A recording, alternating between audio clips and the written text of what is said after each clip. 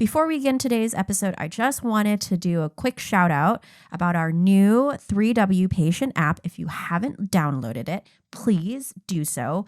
It is such an awesome app. We just revamped it. And on this app, you can book an appointment. You can access your patient portal, lots of helpful patient documents, things for you to read and educate yourselves about women's health. And then our medical providers have created really cool medical blog that you could tap into as well. So it's very easy to download. iPhone, Android, just search for 3W Medical in the App Store and download it today.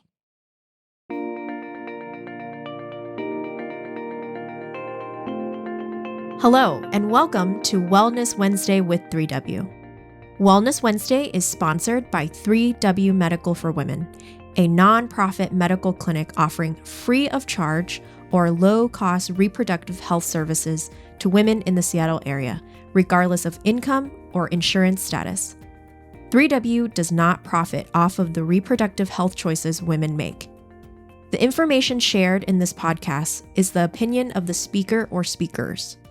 Medical information is not intended as individual medical consultation, but for general education only. Always consult your own health professional for personalized advice regarding medical decisions. And if you're in the Seattle area, consider making an appointment to consult with us.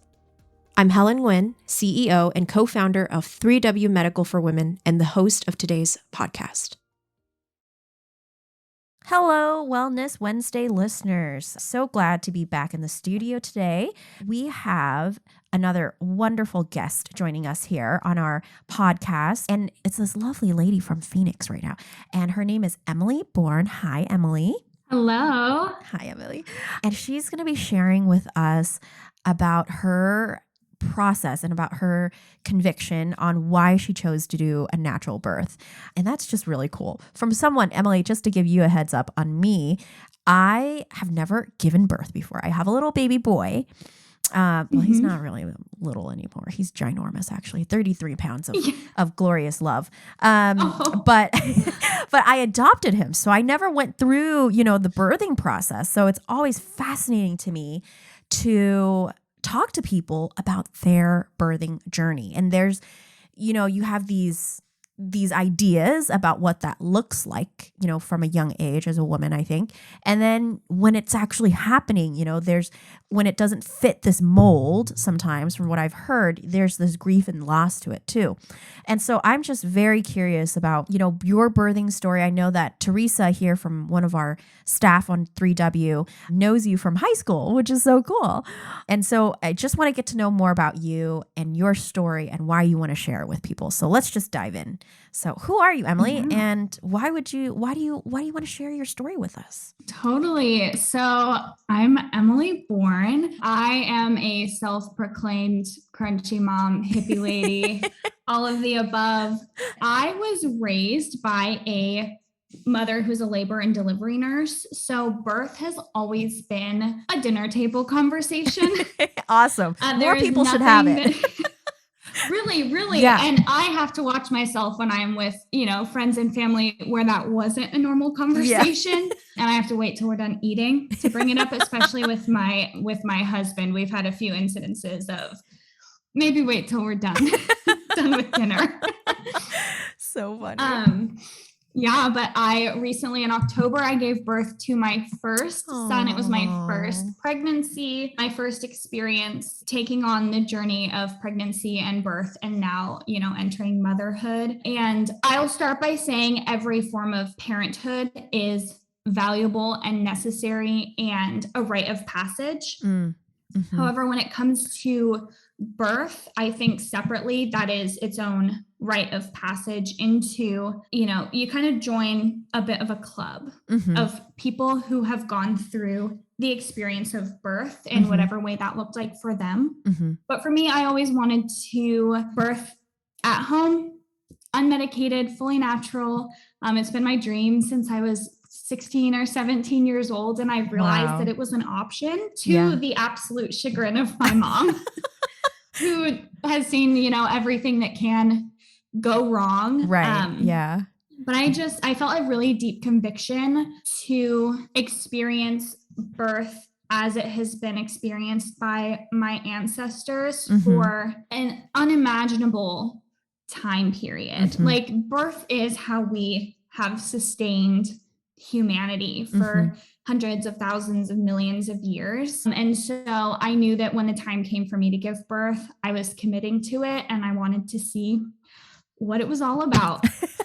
Wow. Wow. So what, Yeah.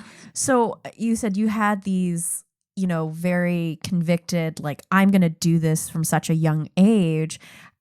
Did people in your peer group thought you were just crazy? Like, why not get the epidural? Why not go to the hospital? In case of something going wrong, I'm sure you've heard it a million times of in case of something going wrong. Was that something that was very odd, growing up, being as young as you are, like having people push back on that? Yeah, actually. So, like I said, this is like one of my biggest convictions. The hill that I will die on is women's health and wellness, and the way that women are treated in the medical setting. And a very important part of that is understanding birth as a physiological process and a natural life event for a woman who can bear children, where I feel like we have turned birth into something to be afraid of. It has become very medicalized, and a lot of care providers treat it as though it's an illness to be solved, and there is a treatment plan for your pregnancy. Not to say that you shouldn't be prepared and know all of your options, but the way that we view birth, I think in our society and in our culture, we have stripped away the idea of birth as a rite of passage, birth as an event, and women going through the process of matrescence, which is like the becoming of a mother by way of birth. And so for me, I don't think anyone was surprised. I did have someone ask me shortly after meeting me when I was talking about having kids someday. They asked, "Oh, are you going to do a home birth?" And I was like, "Yes. Why do you ask?" And they just said, "Oh, you look like it." And so I think that pretty much sums up the feelings of most of my peers or people who know me. Yeah. Yeah. But I think overall, the general societal reaction to a home birth is exactly that. What if something goes wrong? What if there's an emergency? Why wouldn't you just want to be in a hospital to be safe? And I'll add to that. Again, I could talk about this for hours, but the beauty of I went through a midwife for care. There's a lot of options outside of a hospital birth with an OBGYN. But most of the time I see people going with midwifery care when they're doing something out of the hospital in like a birthing center or at home. And so through the process of getting prenatal care with my midwife, we keep an eye out for things that could be red flags. She said, we look for pink flags along the way. And if there is something that is coming up during a pregnancy that is a pink flag that could turn into a red flag, we take action. And we essentially, most midwives will ensure that there is nothing glaringly wrong, quote unquote, wrong with your pregnancy or anything dangerous that would prevent you from having a safe birth outside of the hospital. Because of course, if you have a high risk pregnancy, if you're having issues through your pregnancy, if you're a high risk individual in general, there are births that need to take place inside of the hospital. Right. And working with a midwife and being involved in your own care and your own care plan allows you to, at the end of the day, make that decision for yourself. Yeah. I mean, I really resonate with what you're saying, because at the end of the day, it's informed consent. It's informed medical consent. And you should, as the individual, as the patient, be able to have everything laid out in front of her and say, what would you like? And how do we cater to that? And you're spot on when you're saying that the medical world right now is not, it is a one size fit all kind of approach. It is not individualized. It is what is most efficient, most revenue driven. What's the return of investment for much bigger medical corporations these days? And that's something that, I'm really again, I'm really proud about 3W is we've gone away from that model, and not to disrespect it, but to say we can do something better for women who are becoming mothers, for women who are really dealing with reproductive issues that needs this more compassionate approach that really peels back the layers of what actually women's health issues she's really addressing, versus going, here's a prescription, or here's what I prescribed or recommended to 5 other people ahead of you. And as much as like I have a nurse in the house in my relative pool, and she's the mama and baby nurse. That's her specialty. Mm-hmm. And if I ever told her, like, I want to have a home birth, I think she would be like, what? Like, it's just so, I think at the end of the day, you have every right to have your home birth. You have every right to have the people that are around you during that really, really special moment, as long as you know kind of ahead of time what you're getting yourself into, and you should be educated about all of that already. Then if you choose that, then that's how you want to experience your childbirth. Like, who should shame you or say that that's not the correct way of doing things?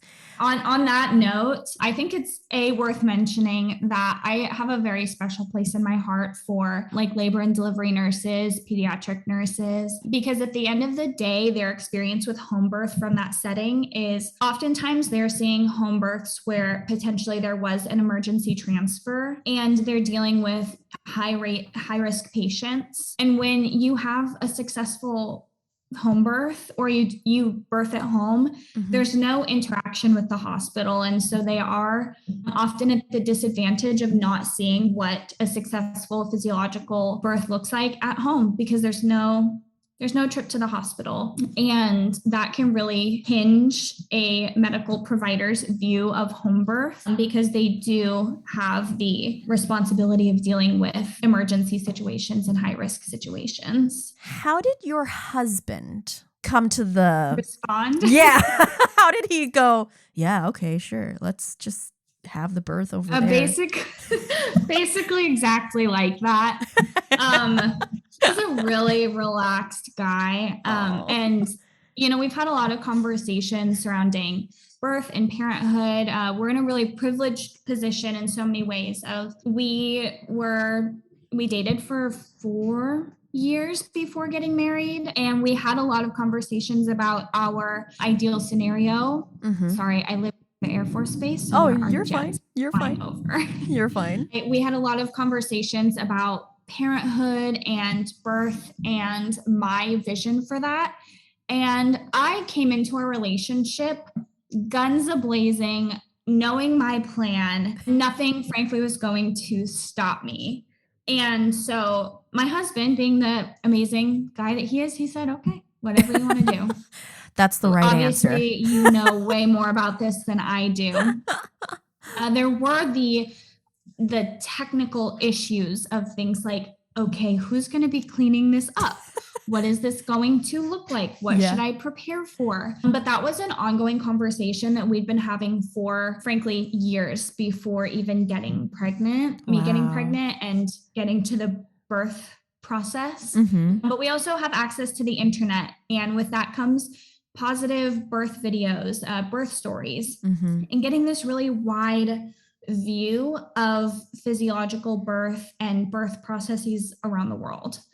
So for us, we just took that as our sign to go ahead and do it. And he was really, really supportive throughout the entire process, and very involved as well. That's awesome. That's very rare.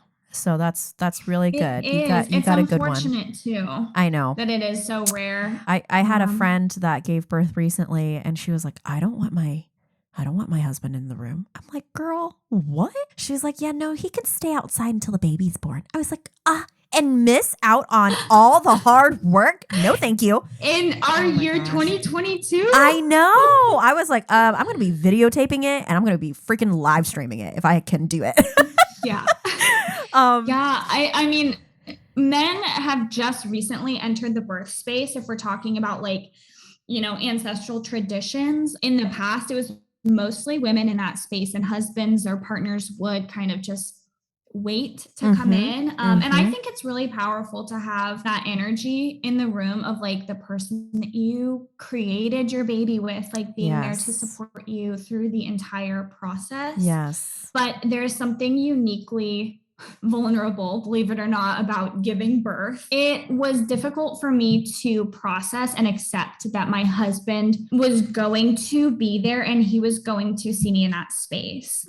Just from that, like, and I've seen women give birth. It's totally normal for me to witness that, but realizing that it was going to be my body, my partner, my experience, and the most vulnerable experience of my life, and he's just going to be chilling there as a man. Love him. But it was a challenge to like accept that and integrate that into my birth experience and pregnancy. I've seen 2 live births in my life. One of them is my sister, and it is a whole moment. It is a trip. There is not any privacy. You are just a plucked chicken out there. I mean, she had her birth in a hospital, and so there were nurses up in her all the time. I mean, it's a lot. It's a lot. So it really is. So walk me through your home birth. What are some of the items that are needed? And I think I'm going to have you come back on for another podcast because I really want to pick your brain as someone that has given birth with a midwife. Like, what is your checklist? I'm sure you had to like reach out to a midwife, and how do you know she was the right one? And how do you know that's what your team? So I think that's a different podcast. But for today, because people are going to want to know how to get a midwife, and it's not like you can look it up in a phone book these days. Like, what do you do? But for today, let's talk about like, what did you prepare your home for this event to happen? I've seen so many different things used. A kiddie pool, large tarp. Please educate me. I don't know, because I've seen so many different, I have friends that have given birth and so many different things. So how did you prepare for that? And who was there? How long did it take? Was it what you wanted? It was everything that I wanted and more. Aww. It was beautiful. It was a spiritual experience for me. And one that, crazy enough, I cannot wait to take on again. Very far in the future. Not planning another baby anytime soon. But just a general overview of my process.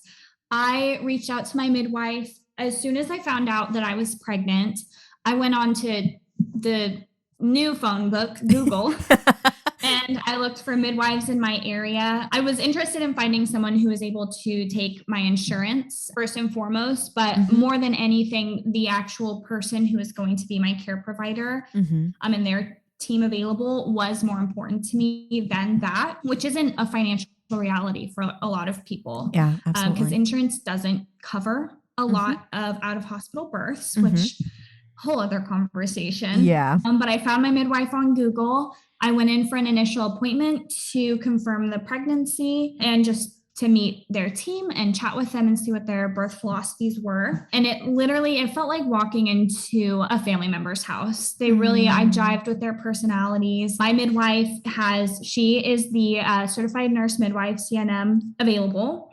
And then she has, I believe, 4 nurses on staff, 4 RNs, which is not necessarily typical for midwifery care. It does vary. Okay.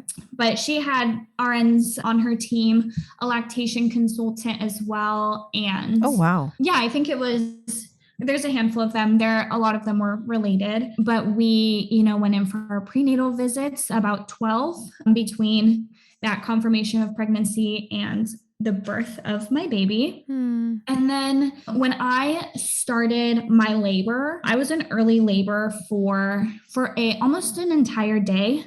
It started at 4 a.m. one morning, and then I went into active labor around 10 p.m. that night. Whoa. So I spent that whole day just in early labor, walking, talking through contractions. It was there, but manageable. Wow. And so at 10 p.m., I started getting contractions that felt real. I was breathing through them. I was in my bathtub and my husband was there with me, and we have 2 dogs and 2 cats. and now a baby. But, we were just hanging out, chit-chatting. Notably, my husband had said to me, and I'll give him credit, I didn't really tell him that, like, this is the real deal. I am in labor. I kind of just mentioned it earlier in the day and assumed that he knew that, like, it was the real deal. But he told me around 9:30, 10 p.m., okay, well, I'll just plan on going into work like regular tomorrow. And I was like, you're not going to go into work while I'm in labor? What are you talking about? And he's like, oh, are you in real labor? Are you actually, is the baby coming? I'm like, what do you think labor means? So around 10 p.m., we realized, he should reach out to his supervisor and let him know that baby's coming. Okay. Very soon by birth standards. So it was, 10 p.m. one night. For me, during my active labor, again, this was all at home. So I went between my bathtub and my toilet, where I threw up for a significant portion of my labor. What? Yeah, almost all of it, which isn't necessarily normal, but it is a reality.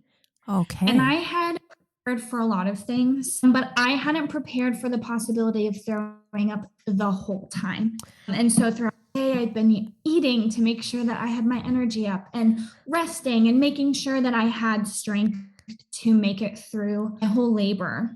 Planned for a very long labor, because that's the reality for a lot of first-time moms. It just takes a while for you to figure out what's going on and, get everything done. And yeah, I threw up the whole time. It was quite an experience. Wow. But I'll add some things that kind of helps me maybe at the end of the process. Yeah. So I was in active labor from around 10 p.m. until my baby was born around 9 the next day. Oh my gosh. I called my doula. I had a doula, my husband, our midwife, and a nurse in my house. And that was everybody. Okay. And so my doula came over around 1 in-the-morning. And I highly recommend anyone birthing in any scenario, whether you're in a hospital, at home, free birth, birthing center, wherever, a doula is there. The way I've explained it is to provide you, the birthing person, support, emotional support, physical support, mental support. Your midwife or whoever else is there to provide you the physical support through the physiological process of labor. Very well might be doing other stuff during your laboring process, where your doula is just right next to your side through the entire process, giving you tools to cope. Yeah. Because I'm not going to lie and say that it is not painful. It is pain. Yeah. But not all pain is bad. And it's not pain to be afraid of. It's pain to lean into. It's like, it is a growing pain. It is the struggle of growth. So that is who I had available to me. My doula came at 1 in the morning. My husband was very prepared and very helpful, but I did not want to rely on him for all of my support, physical and emotional and mental, because he's never been through this process before. And I think there's a lot of value in being surrounded by women who have walked that path before you, which I was lucky enough to have, several around me. And my midwife came at around 4 a.m. and I was 7 centimeters dilated. I did elect to do a vaginal exam when she came, just to check and see if my labor was progressing, since I'd been in labor at that point for around 6 hours, active labor. And so she stuck around until noon. My baby was born at 9:30 in the morning. I pushed for about 2 hours and I was able to catch him. He had a nuchal cord. My midwife helped remove the cord from around his neck, but I was able to bring him up onto my chest with the help of my husband, which was really, really important to me, to be the person who welcomed him into the world. Yeah. Oh, I get emotional even thinking about it. Oh. My birth team stayed until around noon to make sure that we were okay. Everybody was adjusting fine. I wasn't, bleeding excessively or hemorrhaging. Make sure that we got food to eat, made sure that baby was latching onto my breast properly and getting food did, newborn baby exam. Yeah. And then by 12:30, we were alone in our house with our brand new baby. Wow. Wow. Mhm. So, wow. I'm getting emotional just Yeah. imagining it. So you did all of this in your bathroom? You did all of this in your bathtub? Yes. Whoa. So yeah, we stayed in my bedroom, and my primary bedroom does have a bathroom attached to it. Yeah. So I went from the tub to, again, my toilet to my bedroom and my bed, and kind of in that rotation. Okay. And then, like I mentioned, there were a few things that really helped me process my birth and my labor as it was happening.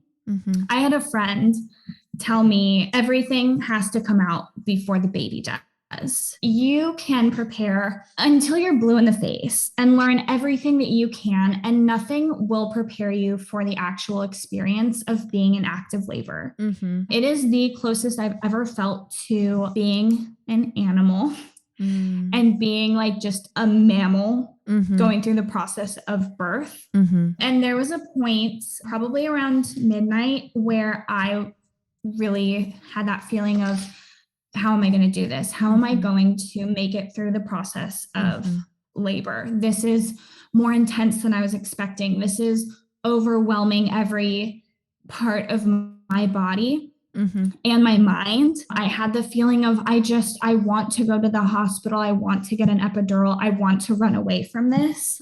And in that moment, for just a moment, I felt defeated. And I thought to myself, I'm not as strong as I thought I was going to be. I'm not as capable as I thought I was going to be. And I remembered her telling me that. And it was just in casual conversation. She's a doula and a student midwife. But she told me everything has to come out before the baby does. Emotions, vomit, poop, pee, all your tears. And it gave me permission to feel fear. And before I had heard that, I likely would have tried to run away from my fear and potentially, spiral in that panic. But it's a very natural part of birth. It is part of the process. Be afraid of something without needing to run from it. Do you think that's because how we were programmed? I feel like as a millennial, as an older millennial, is what Teresa likes to remind me as, we are not prepared for pain. We're not prepared for suffering. We're not prepared for going through, when you're going through birth the way you're describing it, there's no shortcut.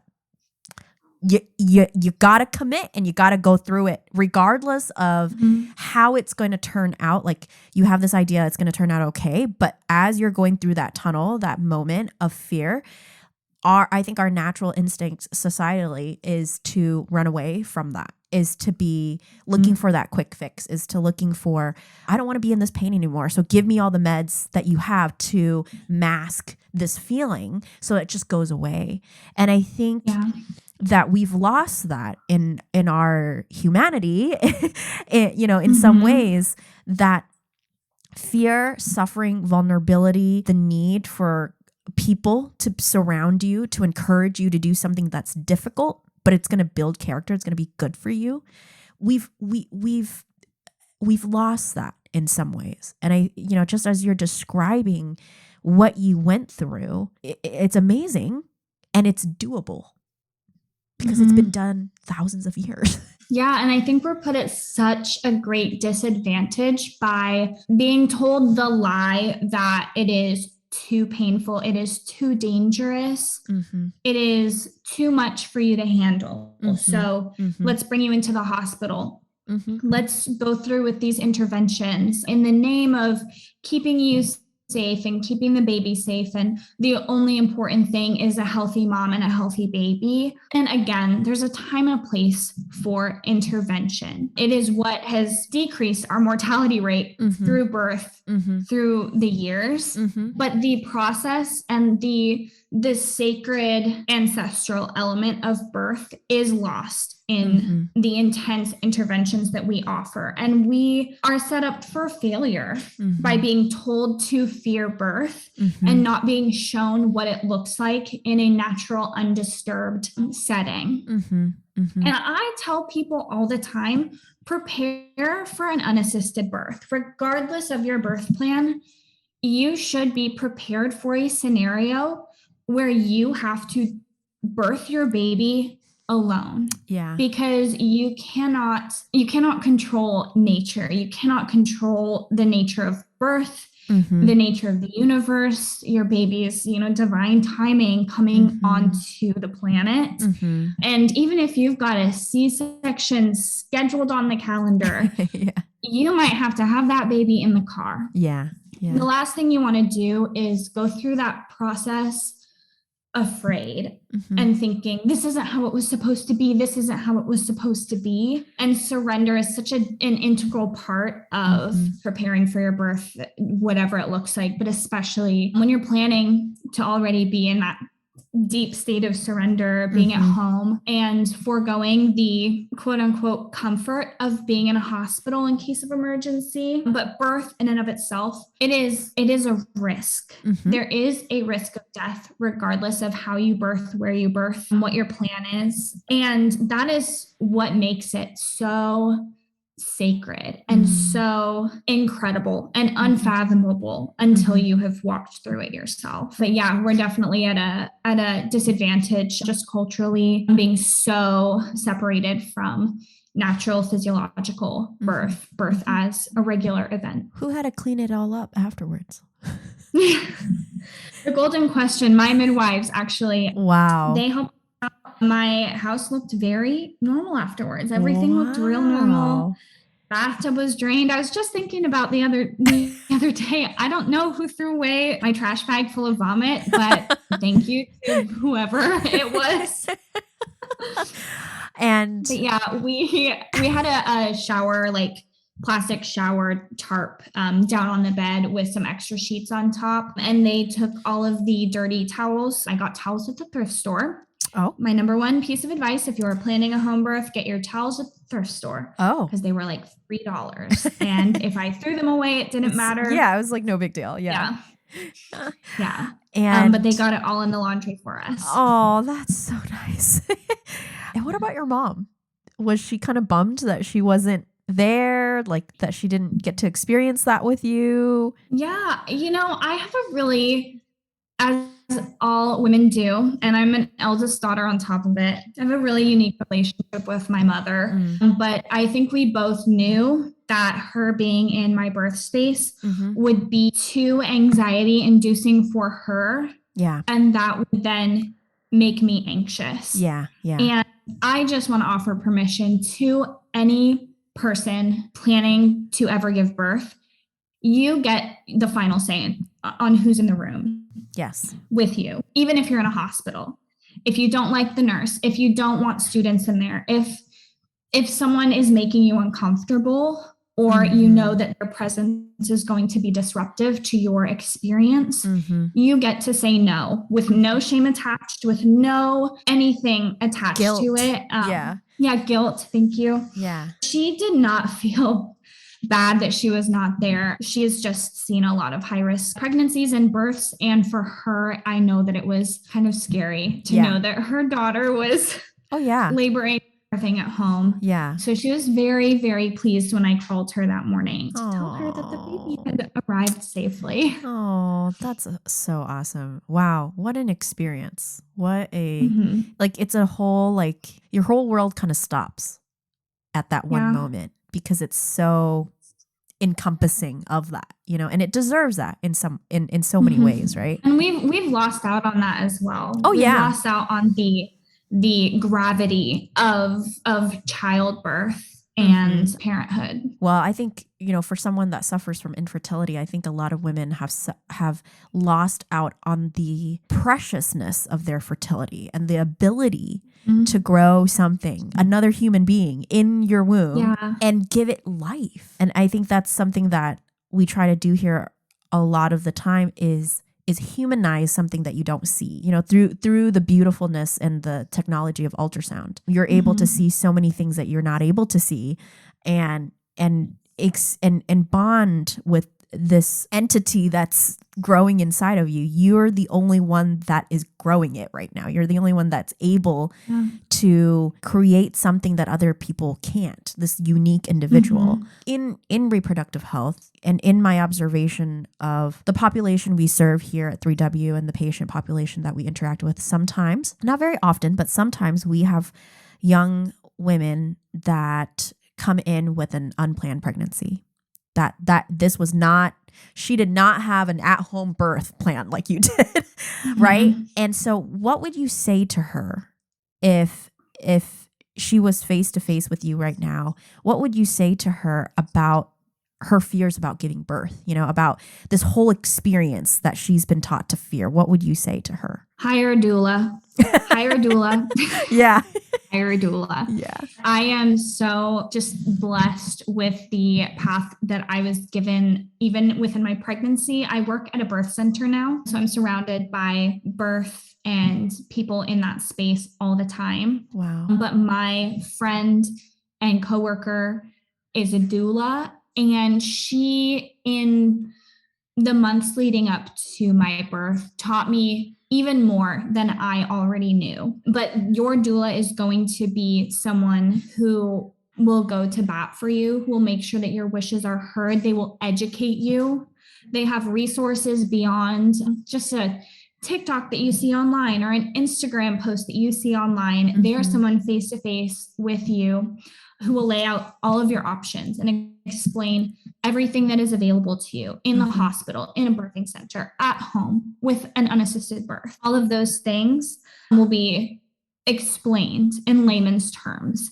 And that will give you the power and the empowerment to say, yes, I want that. Yes, I want an epidural.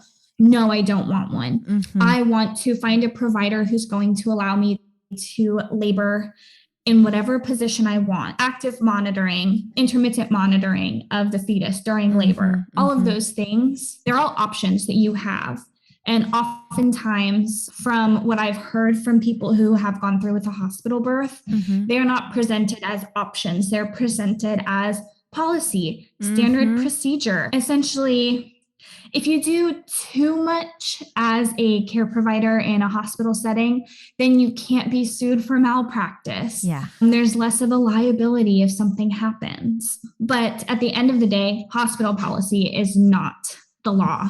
It is not the law of the land. You have options in every single part of your care, down to whether or not you have ultrasounds, even if that's not something that you want to do. And so my number one advice that is topical, tangible, that you can go out and do right now is hire a doula because they will hold your hand through that whole process. Yeah.